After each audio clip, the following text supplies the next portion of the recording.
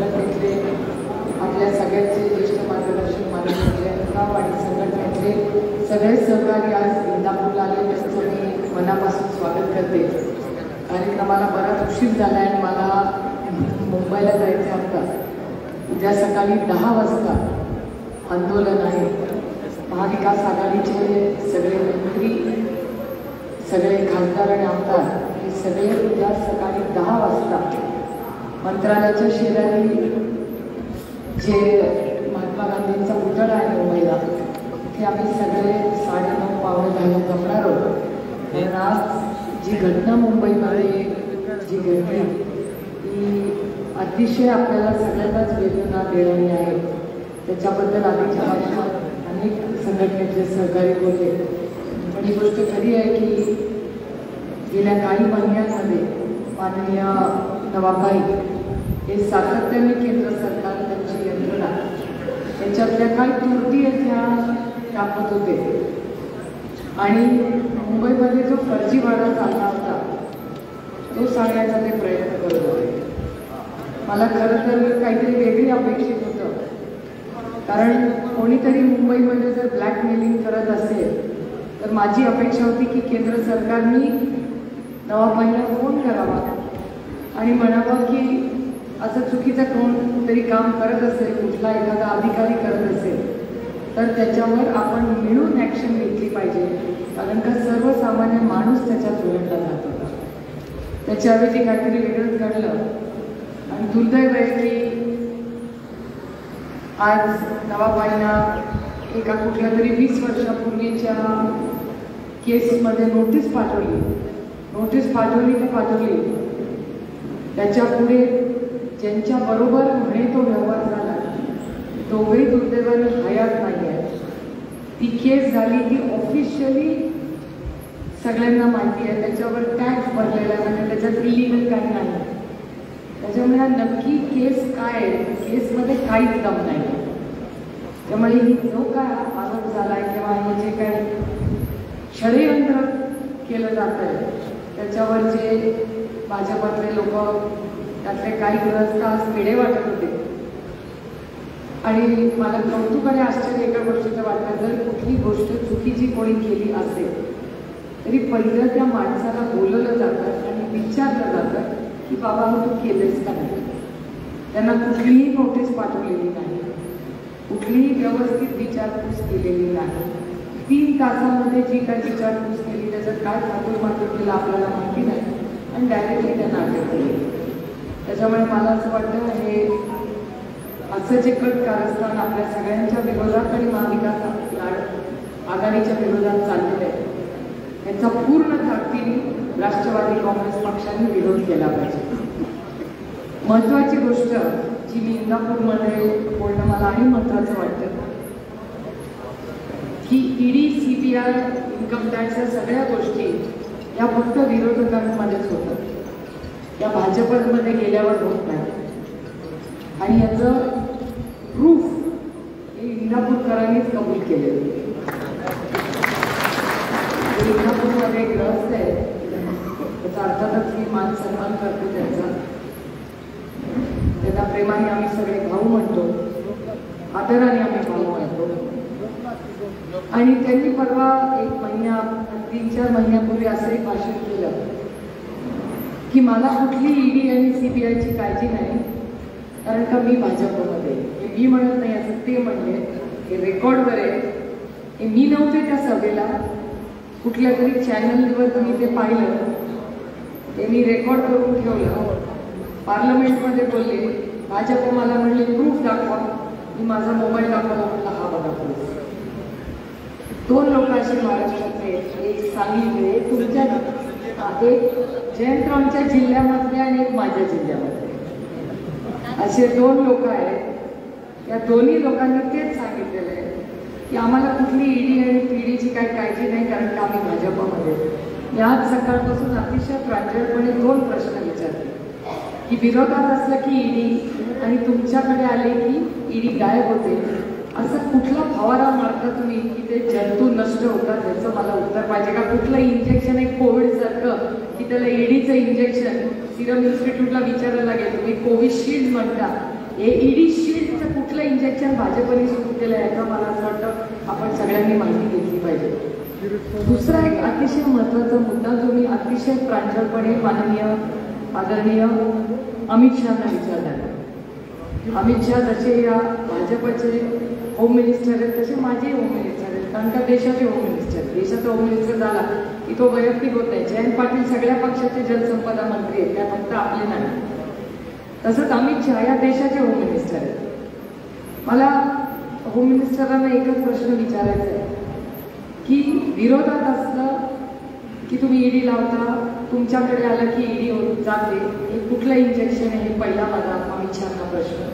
आणि माझा दुसरा अमित शहांना प्रश्न असा आहे की पेपर जेव्हा फुटतो, मध्ये ना का कुठल्या तरी परीक्षेचा पेपर फुटला बघा, तो फुटल्यानंतर त्या अधिकाऱ्याला अटक झाली. 8-10 लोकांची गँग होती, ते सगळ्यांना अटक केलं. म्हणजे एखादा पेपर फुटला की अधिकारी अटक होतो, पण ईडीचा पेपर फुटला तर बीजेपीचा कुठलाही कार्यकर्ता अटक होत नाही. उलट त्याचं स्वागत केलं जातं आणि कौतुक केलं जातं. तर हे योग्य आहे का नाही याचं उत्तर माननीय अमित शहाने मला द्यावं. मी एक महिला म्हणून, एक नागरिक म्हणून माझ्या देशाच्या होम मिनिस्टरला न्याय मागते की तुम्ही ईडीचा पेपर रोज फुटतो इथे. 1 महिना आधी सांगितलं जातं की 2 मंत्र्यांना अटक होणार, 15 दिवस आधी सांगितलं जातं की त्यांच्या घरावर रेड होणार. आज अरेस्ट व्हायच्या आधी एका गृहस्थाने ट्विट केलं 15 मिनिटं आधी की आता त्यांना अटक होणार. तर ह्याला कसं 15 मिनिटं आधी माहिती होतं? आणि हे सगळं ट्विटरचं आहे. मी कुठलंही भाषण करताना माझ्याकडे प्रूफ असल्याशिवाय मी कधीही भाषण करत नाही. मी खोटे नाटे याच्यासारखे आरोप पण करत नाही. मला खूप कामं असतात, त्यांच्या इतका रिकामा वेळ नाही माझ्याकडे. त्याच्यामुळे ह्या सगळ्या गोष्टी ज्या आज महाराष्ट्रात चाललेल्या आहेत, ईडी काही इथे येणार नाही, मामांचा तर काही प्रश्नच नाही, आणि दुसरे भाजपतच आहेत, त्याच्यामुळे तो काय प्रश्न येते. त्यामुळे ही सगळी पार्श्वभूमी आज महाराष्ट्र खूप अडचणीच्या काळात चालते.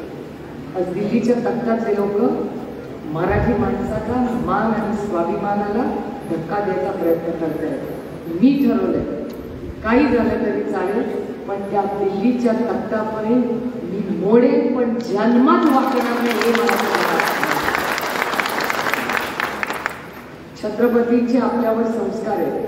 दिल्लीपर्यंत घडले, दिल्ली जिंकली नसेल पण कधी मुजरा केला नाही. त्याच्यामुळे ते जे बसलेत ना दिल्लीमध्ये, तर मला काय बोलायचं मी बोलणार नाही, कारण का माझ्या आईचे संस्कार आहेत माझ्यावर. पण लढेंगे जरूर और जीतेंगे तो जरूर. त्याच्यामध्ये काय फरक पडत नाही आपल्याला.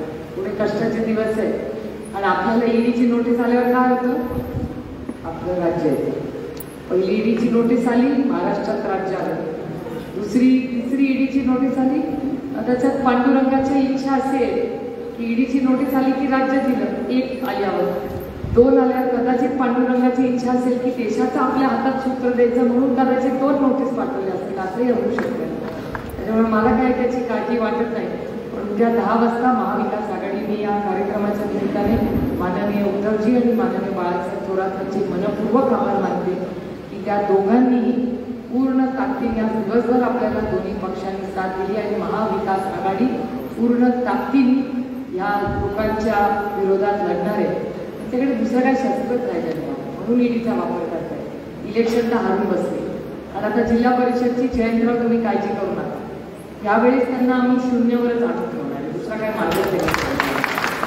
त्यामुळे जिल्हा परिषद 0वरच यावेळी पुण्यात येईलच नंबरवर, तुम्ही काळजी करू नका. सत्ता तर येणारच आपली, पण आता दुर्दैव आहे, मला बोलायला असं आवडत नाही, पण कधीतरी ना काही लोकांना त्यांची जागा दाखवावी लागते.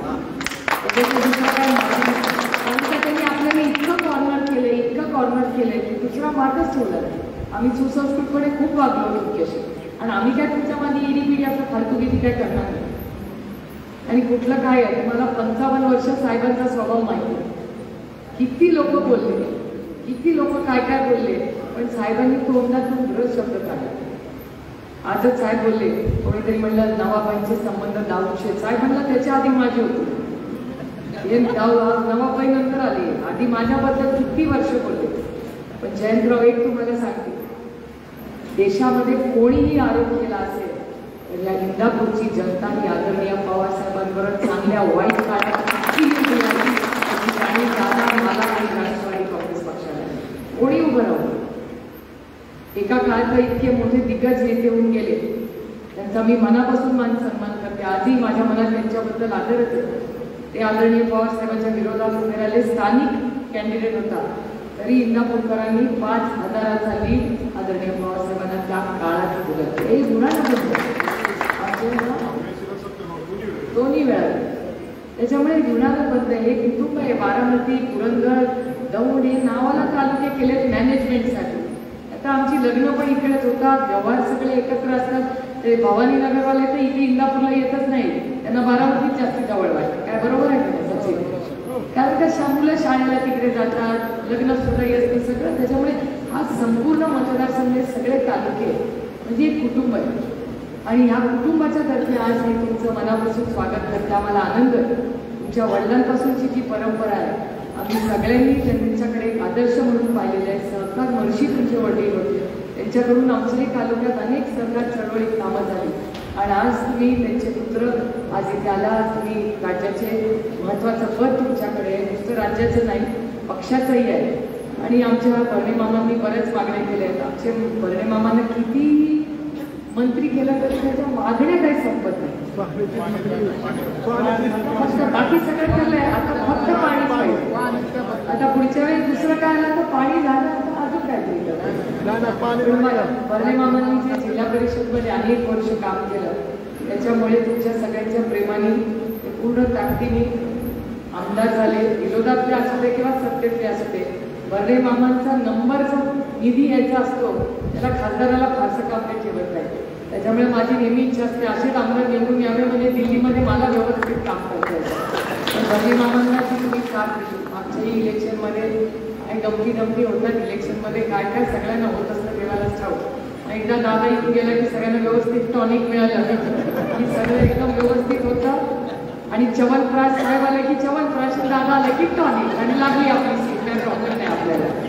पण खूप नेहमी आमचा हा सगळा मतदारसंघ अतिशय प्रेमाने आमचे कार्यक्रम असतात. सगळ्यात कधीतरी भांडायला लागते, एखादे पत्रकार पण लिहितात काहीतरी, पण तेवढं पण लागलं पाहिजे. नाही तर थोडासा खट्टा थोडासा मिठा नसतं तर वाचकांना पण कंटाळा येईल सगळं चांगलं असतं. पण आम्ही सगळे कुटुंब म्हणून इथे काम करतो आणि तुम्ही असेच इंदापूरला येत राहा. मी आमच्या सगळ्यांच्या कामाचा आढावा हा जो घेताय याचा मला मनापासून आनंद आहे. आणि सर्वसामान्य सगळे जे कार्यकर्ते ज्यांना कधी बोलायला मिळत नाही, ते बोलायची संधी तुम्ही आज आमच्या सगळ्या सरकाराने दिली. याबद्दल ह्या भागाचे लोकप्रतिनिधी म्हणून तुमचे मी मनपूर्वक आभार मानते. असंच तुम्ही इंदापूरला येत जावा. आणि पुढच्या वेळी जेव्हा या तेव्हा इथे रात्री झोपायची आम्ही सोय करू, कारण का 6 वाजता आमच्याकडे फ्लमिंगोज येतात. सगळ्यात चांगले फ्लमिंगोज पर्यटनासाठी या भागात सगळ्यात चांगलं काम जर कुठे होत असेल तर ते आमच्या बिघडलं. पण त्या फ्लमिंगोसाठी बर्णे मामांनी एकत्र मिळून माननीय दादांकडेच मागच्या आठवड्यात मीटिंग झाली. आता या फ्लमिंगोज आणि सगळ्याच्या गावामध्ये आपण अजून पर्यटनासाठी काय करू शकू याच्यासाठी मामा आणि मी या दादांची खूप सविस्तर चर्चा मागच्या आठवड्यात झाली.